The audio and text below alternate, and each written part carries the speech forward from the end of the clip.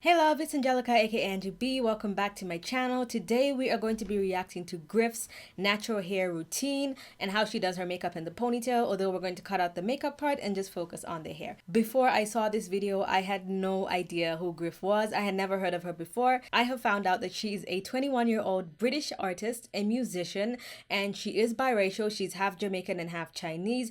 She has lots of hair, and so I only watched like 1 minute of this routine. Then I decided I want to watch everything with you guys, so let's get into it and let's talk about her routine and see if we can learn anything. Okay, so it says this is Griff's guide to natural hair and show ready makeup. Hey, it's Griff. I am gonna be talking through. Okay, the first thing I see, looks like she has a lot of heat damage.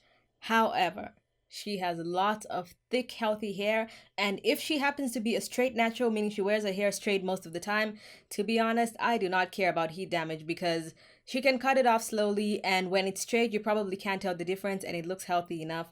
Her hair looks pretty good, but let's see what she actually does. First, we start with dividing my hair into pieces. I've got like an extortionate amount of hair. Okay, so she's dividing her hair into sections. I always encourage dividing your hair into sections. In fact, the more hair you have, the more you should divide it into sections. Now, you don't have to divide it into like 100 sections, but definitely dividing it into sections helps it be healthy and helps every part of your hair get whatever you want to put on it. So let's see what she's doing with her first section. I get really flaky scalp, and one thing that's really helped me is it's like hair food. Okay, so she said she has very flaky scalp and she uses that hair food. That looks like this stuff. I once saw my friend in university selling it. It was called something like T444Z or something like that. It always just sounded like a bomb or something to me.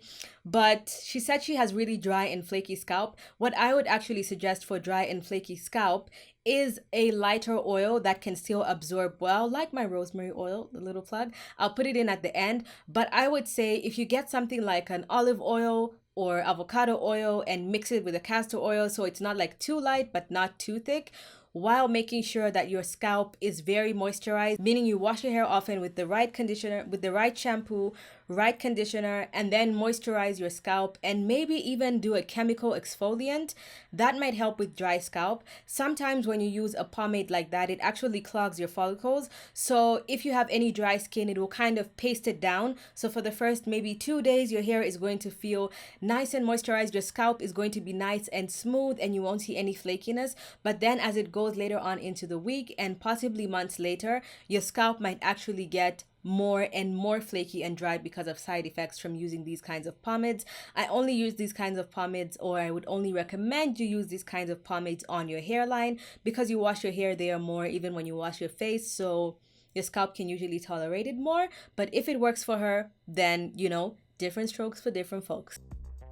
I've just had a big hair crisis. I got advised to do a keratin treatment and it went completely wrong. I was told it was semi-permanent and that it would go back. Basically, it's ruined my whole curl pattern. I'm gonna moisturize with Shea Moisture. It's a classic. Okay, so we have no idea what her actual curls look like because her hair looks like it's been blown out. But it was what I thought. So it's a keratin treatment gone bad. Now, if she's lucky, as the months go by, the hair will continue to revert. But some keratin treatments are really strong, and once you do it, you can't go back. So it's similar to a relaxer, but not as much. But I think her hair still looks pretty healthy for a bad keratin treatment. I use like a heat protectant as well. Okay, so right now I'm going to assume she's about to put on heat because she's using a curl cream and then she's going to use a heat protector serum. I think that's the John Frieda, the red one. She's using the curl enhancing smoothie if I'm not wrong. Now, if you're going to apply heat to your hair, I would not advise you use the curl enhancing smoothie. One, it's on the expensive side. You're kind of wasting your money as it's meant to promote a curl. But two, because it's a curl enhancing product, it's usually very thick and almost a little sticky. So it promotes your hair being like more heavy and stuck together so that the curls can form. So if you're going to add heat like a silk press or straightening or another blow dry on top, that could actually make your hair heavy and maybe even damage your hair because it takes longer to dry and your hair is not going to look like as light and fluffy as it could. But let's see what she's going for. I've got like quite coarse hair, I think, for someone who's mixed race. It should be like an afro, like really coarse, but it's got a lot of like treatment damage on it. Okay, so she made a little statement that I definitely resonate with in terms of my experiences and what people have said growing up. She said, my hair is very coarse and thick for someone who's mixed race, which is just like, what kind of hair is mixed race? What kind of hair are mixed race people supposed to have? This is one of the reasons I hated going to the hair salon, because people would always ask me why my hair doesn't look like my mom's. How come my hair is so thick and curly if it's mixed race? By the way, here's a picture of my hair on the screen if you haven't seen it before. But it is actually very annoying to say that to people. Mixed race hair comes in all different colors, shapes, and sizes, and it is all beautiful. She has very beautiful hair. But yeah, I guess she said her hair is usually in a huge afro when it doesn't have damage like this. But now she's going to blow dry with a comb attachment. I'm gonna take another piece and basically do it all over again. Okay, so we can't see much of her technique because it's really fast. People say that they know black hair and they don't.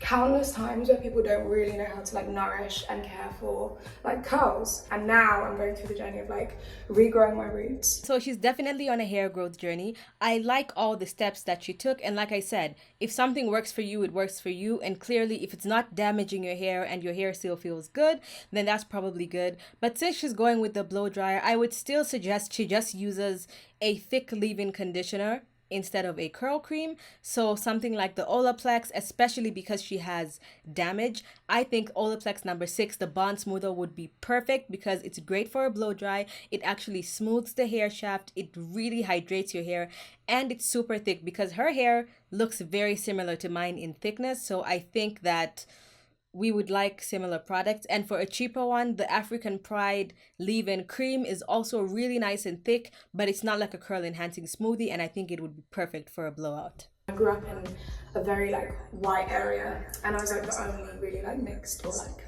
colored girl. I wonder if she lived in Africa before or something, because she said she was the only mixed or colored girl in her area. So I know like in the US or America, maybe a few other places, calling someone colored is kind of offensive now, but in my country, and more importantly South Africa, being colored is almost like its own race.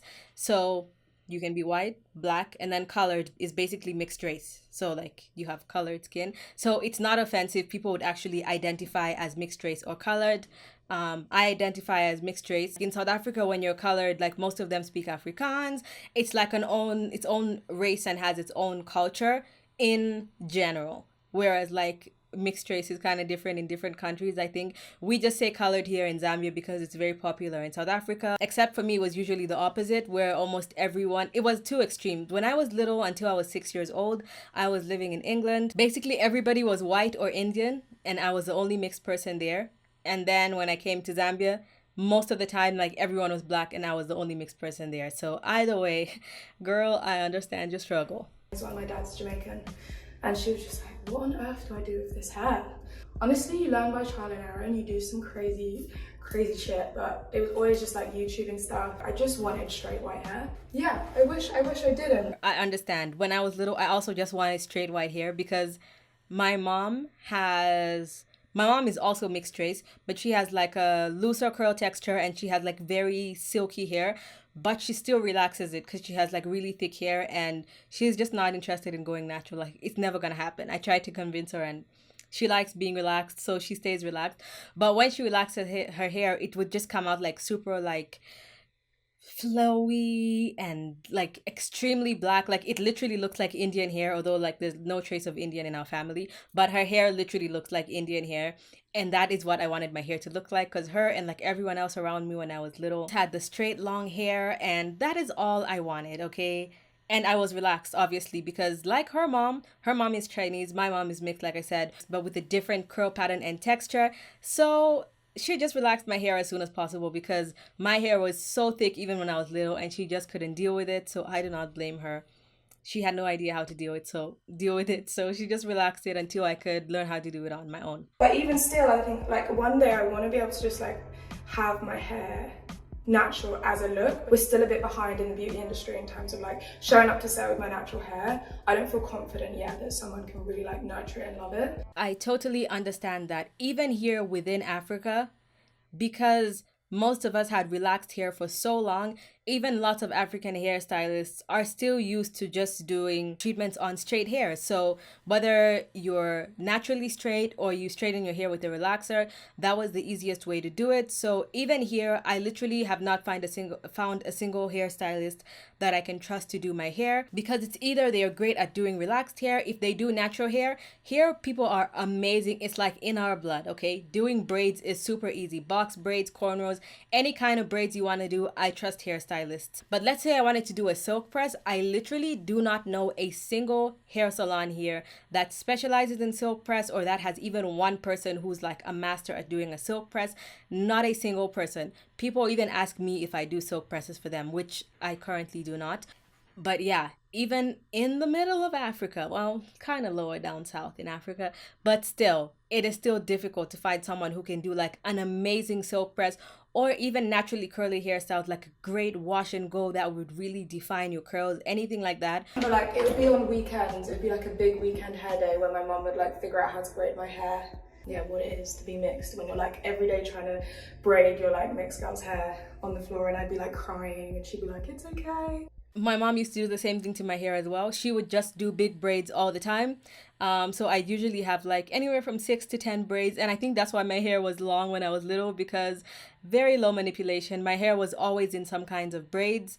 And she didn't even know like how to cornrow. She still doesn't know how to cornrow. She always says the gene skipped over. The braiding gene came to me. It skipped over my mom, okay?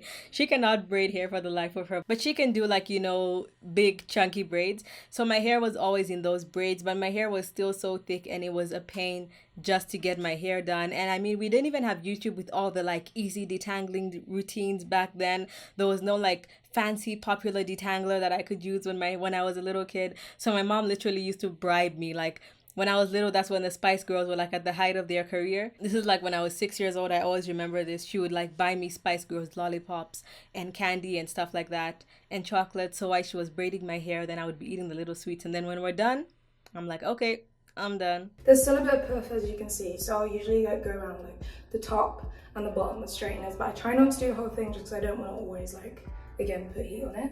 Griff, if you ever watch this video, please comment, okay? I'd love for you to see this.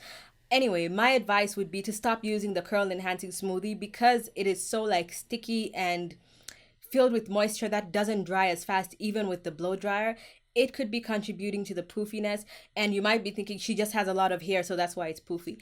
My hair is that much. It's just shorter than hers, and I mean, I want to reach that length very soon, but my hair is a little bit shorter than hers, but it is super poofy. But when I use my blow dryer, and when you use the right blow dryer using a paddle brush and a Denman brush at the roots, it can get super straight and you can make it really flat even without the straighteners, and you will have way less heat damage. So Griff, if you ever see this, there's a little tip for you. They're the L'Oreal steam pods, and you basically fill it up with water, and it's supposed to use steam. Okay, so she's straightening it now. I didn't think she was gonna straighten. I thought she was just gonna blow dry. Okay, her hair actually looks really beautiful. I like the look, but the look that she's got with the straightener, if she just used a really good blow dryer like my GHD or the Dyson, using a paddle brush and then a Denman brush, she could have got that look. And then if she wanted to actually go all the way with a flat iron, I would suggest, again, she puts way less of the leave-in conditioners and just focuses on a light leave-in, that has, it packs a punch, but you use less product, like the Olaplex, and then a nice serum. So if you guys have tried the L'Oreal Steam Pod, let me know in the comment section below, but it looked like it worked really well. Hair time now. We're gonna slick it into a ponytail. Take one of these, but just part your hair. Oh, her makeup is done, and she looks so pretty. This is my kind of makeup. Very minimal, a little bit of eyeliner, glossy lip, nude face. It looks so good. Like, wow, she looks like she could be my cousin. Then I kind of do like a triangle here, like diagonally at the top. So we're kind of just gonna get these two bits, and they're just always gonna hover in the middle. I see that she has a slightly similar issue to me, unless it's not an issue and she did it on purpose. But the hair right there is like a little bit shorter than the rest of my hair. Guys, my only goal, I just want the hair in the front of my head to be as long as the hair in the back of my head. Like, I have never had really long hair in the front, unless maybe I don't remember when I was a little kid, but it is always shorter than the rest of my hair, always. And I can see even hers is a little shorter than the rest of the hair in her head. Unless she cut bangs one time and she just wanted it shorter, then girl, we're not the same. But if you are, I feel your struggle. Like day to day, I'm actually quite boring, but if it's an opportunity to like... Her hair looks so pretty. I literally like the high pony just like that. Conditioner. And let's just make sure it's like all smooth. Okay, so now she's using another pomade and she said this is a Blue Magic conditioner, which is not. It is a pomade, and that can actually add to heat damage. Like, let's say she wants to do the same hairstyle tomorrow and then she does a touch up with her straightener to just like straighten it out, and that pomade is still on there. It's literally going to fry your hair, and it can make her keratin damage even worse. So I would suggest, even if you're a black girl like me, find a spray or some kind of leave-in that has less water in it, but it is still thick enough and smooth enough to kind of lay the rest of your hair down. And maybe right by your edges you can go in with an actual hair gel. Pomade, I would not suggest it.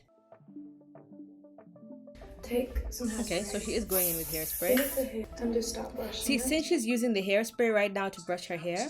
Shine jam, it's just like another gel. It's okay, so she's doing a hairspray and then a shine jam, which means she was actually using that pomade as a leave-in conditioner. So I would suggest throw out the Blue Magic, but I understand she said she's learning to deal with the hair, and we all have to pass through the Blue Magic and the Cantu. I didn't see Cantu, so maybe she's already past that stage. I feel like we all just, it's alright, you have to go through it. But she's still in the Blue Magic stage, so I would suggest she just uses any other leave-in, perhaps a little bit of Olaplex or a little bit of the African Pride, or even Shea Moisture. Although so far most of the Shea Moisture leave-in conditioners I've tried, while I like them, they are a little bit more on the watery side, so it can make your hair revert. So the Olaplex or African Pride would be good. Put that a little over, then do the hairspray and your shine jam. Even the shine jam, I think if you just do a little bit, it's more of like a gel. It would still be better than the Blue Magic. Stronger. It's important to like really get it on your palms, otherwise it gets really streaky. Her hair looks so pretty. I swear when I straighten my hair, I'm gonna do this hairstyle. Not what she's doing right now, just with her own hair, just like that. So basically, you made a loop. And you just put it over your own ponytail. People always like, what's inside is actually your hair and how do you get it so precise? We use polystyrene balls. First ball, that if they do show a little That bit, is so cute. you can't really see. So you just kind of put it in and then you just figure out how to just wrap your hair and the fake hair around it. Now I'm gonna go for a bigger size. It was one of my first ever festivals this summer. Dan from Bastille was nice enough to invite me up. We're gonna do edges. So this is like the strongest cream. Okay, so now this one, I might be getting this tip from her because my edges are so stubborn. No matter what I find, it still reverts. So if you have similar hair texture to me or her, let me know if you've tried this shine jam on your edges, or maybe it's a different kind of edge control. Let me know if you have tried it on your own hair and tell me how strong is it, because so far the best one I have found that still reverts is the Cream of Nature. I don't know. Let me know if this works.